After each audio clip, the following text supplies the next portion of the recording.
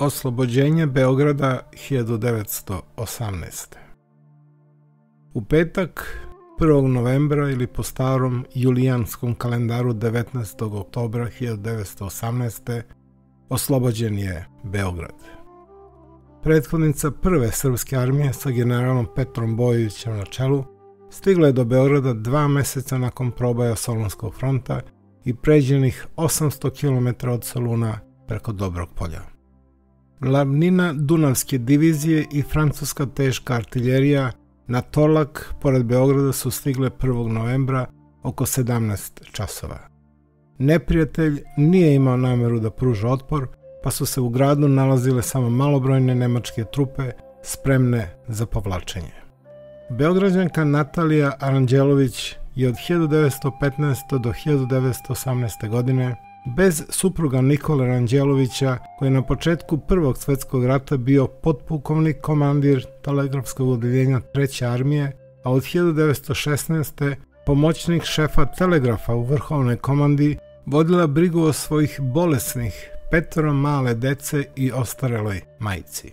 Uprkos silnim nedaćama i mukama, Natalija je pored stalnog razmišljanja o načinima kako doći do hrane i ogreva, redovno vodila i dnevnik.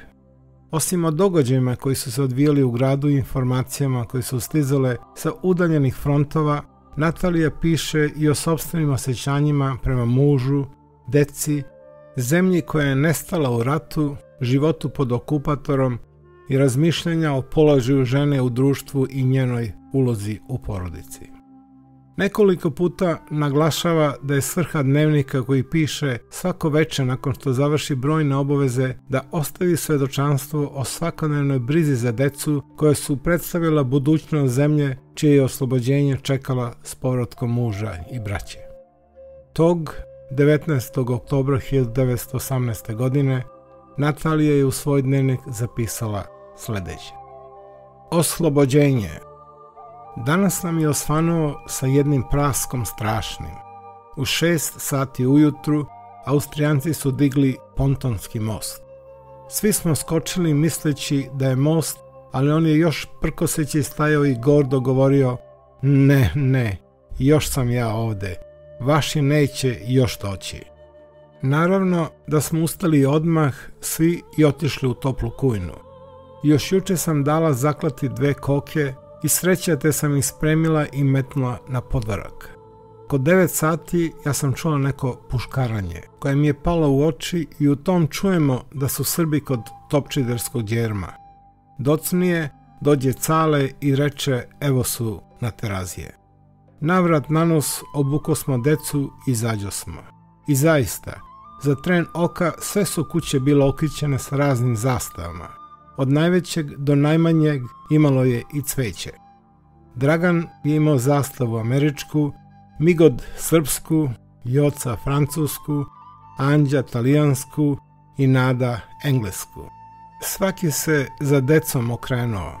5 dece, 5 saveznika. Odosmo kod Ruže na balkon, svet se za čas iskupio. Tako su 1 po 2 izlazila naša vojnika. Tu su ih kitili vencima, peškirima, cvećem, iznosili vina, ljubili ih.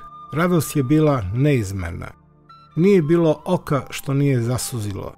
Neko od radosti, a neko što neće svoga milog videti. Jeste strašno ne videti ga nikad više. U podne, oko 12:30, most je dignut u vazduh. To je bio jak potres, zatreslo se dobro, ali hvala Bogu, prozori su nam čitavi, ali su bili vrlo malo odskrinuti. Čuje se da je zarobljeno preko 600 Nemaca, a ima ih i po kućama sakriveno. Mnogo Talijana je iskrslo koji su se krili kao i Rusi. A sad, zbogom moj dnevniče, bila sam ti verna. Ovaj poklon čini mome Nikoli, iz njega će vidjeti da je moje srce samo njemu pripadalo.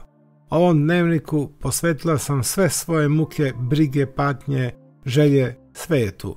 Sad mi je lako, veselo oko srca. Zbogom spavaj, moj dnevniče, kad bude čitao onaj kome je on namenjen, recimo da moje srce nije sve kazalo što osjeća, ali glavno je da mi je on i samo on uvijek bio pred očima.